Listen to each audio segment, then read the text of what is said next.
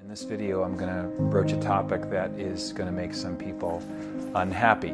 It's going to make them upset for various reasons. I'll probably lose followers. I'll get some angry letters and texts and emails. I'll be banned from another set of platforms, probably. Called a conspiracy theorist, and most ironically, a rad trad. Oh well.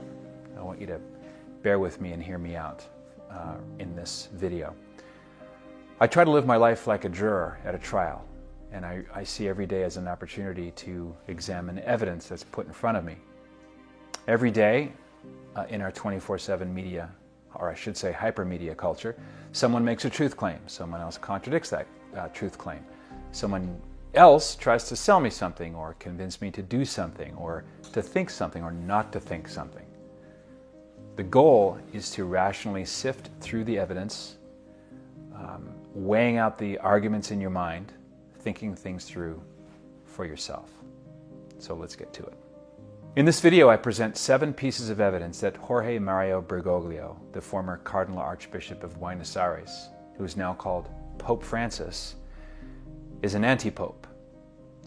Now, you can rewind it, but I said anti-pope. I don't mean bad pope, although there's lots of bad to be had, and I don't mean antichrist, although him being a remote dress rehearsal for the Antichrist makes a lot of sense. An anti-pope is a man falsely believed to be the pope, but is not duly, validly elected to the chair of Peter, while the real pope is on the throne. According to the original Catholic Encyclopedia published in 1913, there have been 29 anti-popes in church history, the last one being in the 15th century, anti-pope, Felix V. Wikipedia says 41, the Encyclopedia Britannica puts anti-popes at 37. So 6 of the 7 items of evidence have to do with the strange abdication of Pope Benedict XVI and why it's not only incomplete, but why it seems to invalidate itself in light of the canon law that it purports to following in abdicating. The last of the 7 has to do with the possible canonical crimes committed by the liberal St. Gallen Mafia cardinals in the election of Bergoglio on March 13th, 2013.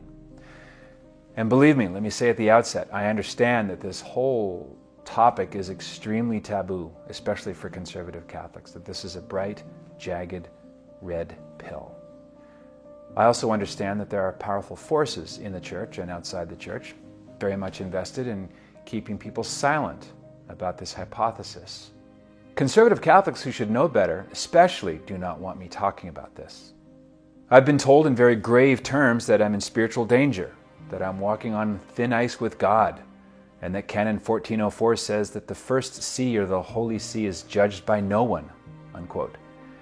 Well, the context of Canon 1404 is the competent forum provided by a canonical trial. You'll find that in Section 7 of the 1983 Code of Canon Law. And that has nothing whatsoever to do with the question of whether or not a given sovereign pontiff is the real pope.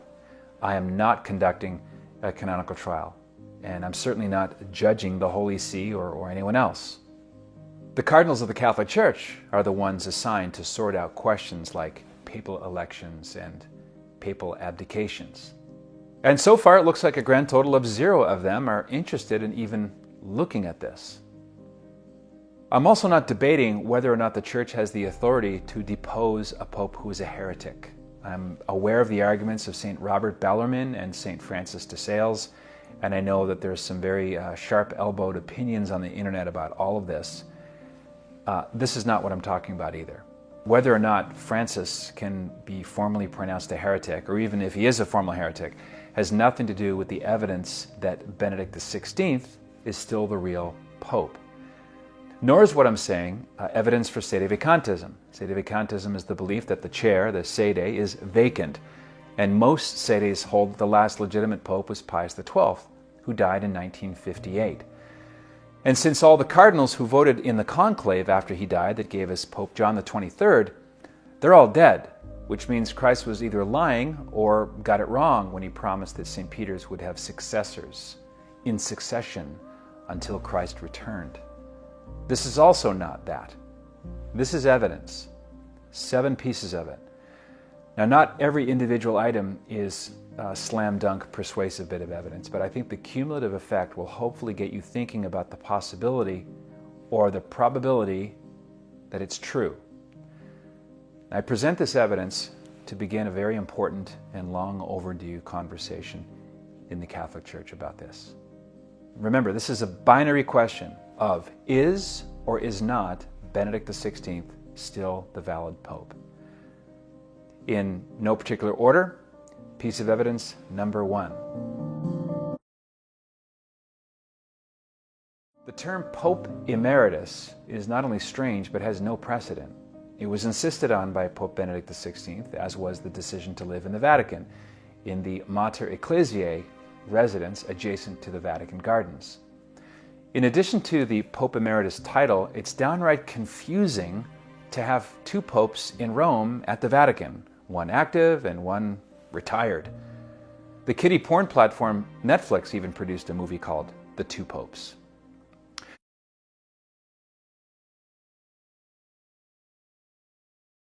Pope Benedict XVI seems to have resigned only part of the papacy, the active ministerium, the executive sphere of the papacy that empowers a pope to appoint cardinals, to write magisterial documents, and to serve as the head of state of Vatican City. He did renounce that. So he stopped doing, but he didn't in some sense stop being the Pope. In other words, he did not seem to resign the munus, or the office, the charge itself of the papacy, the identity as Pope. I interviewed Professor Edmund Maza about this. You can click the link below to find out more information on that distinction. Dating back at least to the early 1960s, then Father Joseph Ratzinger had already begun to theorize that the office of the papacy can be bifurcated into these 2 separable elements, munus and ministerium. It is odd, perhaps providential, that decades later he would rely on this very bifurcation in the act of abdicating, or attempting to, on February 11, 2013. That's the day, by the way, that St. Peter's Church was struck not once, but twice by lightning. Quite rare. Quite odd.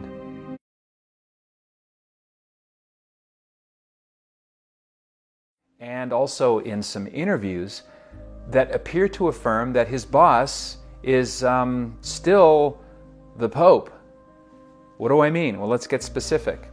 At the Pontifical Gregorian University on May 20th, 2016, Ganschwein asserted that there are not 2 popes, but, quote, a de facto expanded ministry with an active member and a contemplative member, unquote.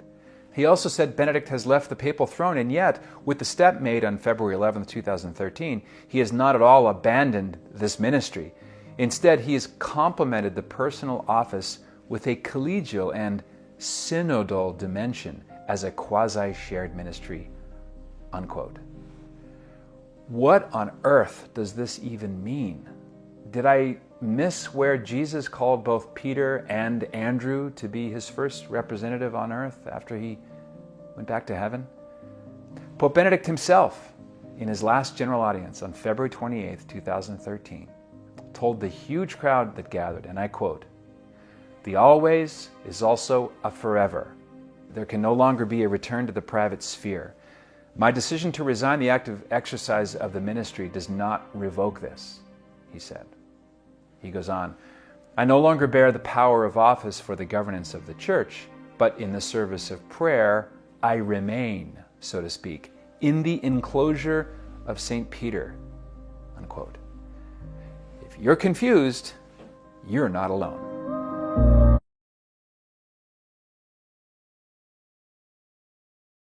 This has been clarified by Archbishop Ganschwein.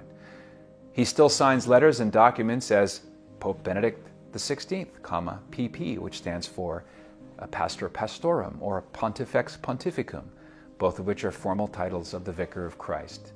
He still wears the white zucchetto on his head. He still wears the white papal cassock. Believe it or not, Benedict wrote the following in February 2014 in an Italian newspaper almost a year after he left the papal spotlight. Quote, "I continue to wear the white cassock and kept the name Benedict for purely practical reasons. At the moment of my resignation, there were no other clothes available. In any case, I wear the white cassock in a visibly different way to how the Pope wears it.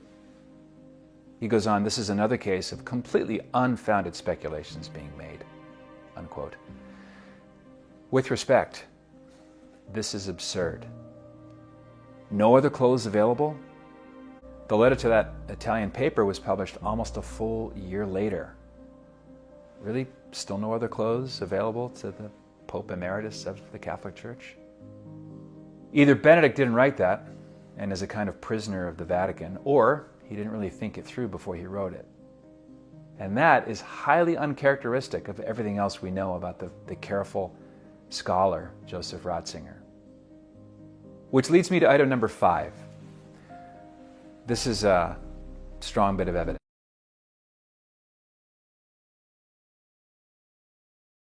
here.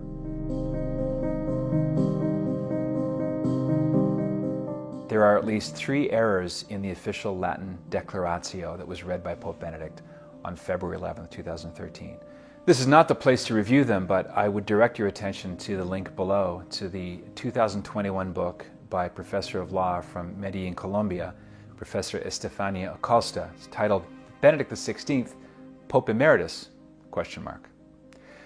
Professor Acosta reviews the Latin mistakes and reminds us that it's a principle of traditional canon law that every rescript, every brief, every papal bull containing a fault in the Latin language makes that document null.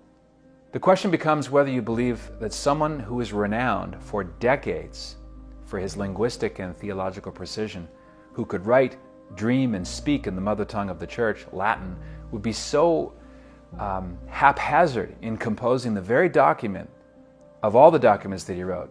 This one would be analyzed for untold years to come about the most important decision of his life, the last papal act that he made.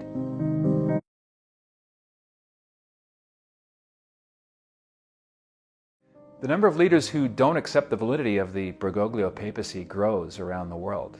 Now, this reality contradicts the other canonical principle known as Pacifica Universalis Ecclesiae Adhesio, unquote. I know it's a mouthful. It really means a universal, peaceful acceptance by the Church that a papal election is legitimate.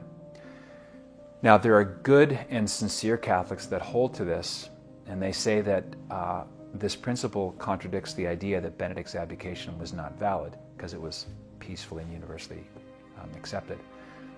But I think there are 2 problems with it. The first is that there never really has been universal nor peaceful acceptance by the Church of the Bergoglio papacy. If you're Catholic and you're watching this, didn't you find something off about him from the beginning, maybe from the first moment? Have you accepted his actions peacefully?